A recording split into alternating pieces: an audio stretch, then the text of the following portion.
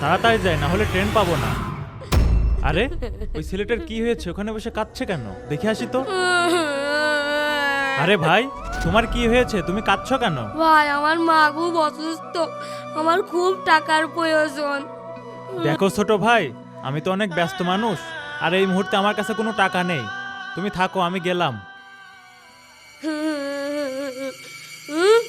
এইটা কি? এটা তো মানি ব্যাগ। মানি ব্যাগে এতগুলো টাকা, এতে তো আমার মার চিকিৎসা হয়ে যাবে। কিন্তু এই সামান্য কয়টা টাকার জন্য আমি আমার ইমান বিক্রি করে দেবো? না, যার মানি ব্যাগ তাকে ফেরত দিয়ে আসি।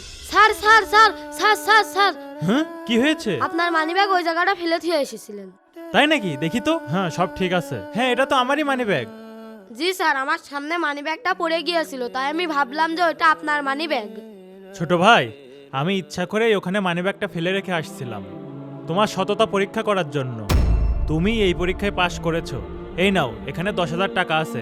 এই টাকা দিয়ে তোমার মায়ের চিকিৎসা করবা। স্যার, আপনার এই ঋণ আমি কখনো শোধ করতে পারবো না। ঠিক আছে ছোট ভাই, এখন যাও। বন্ধুরা, মিরাজ ভাই কি ঠিক কাজ করেছে? কমেন্ট করে জানাও আর চ্যানেলটি সাবস্ক্রাইব করে দাও।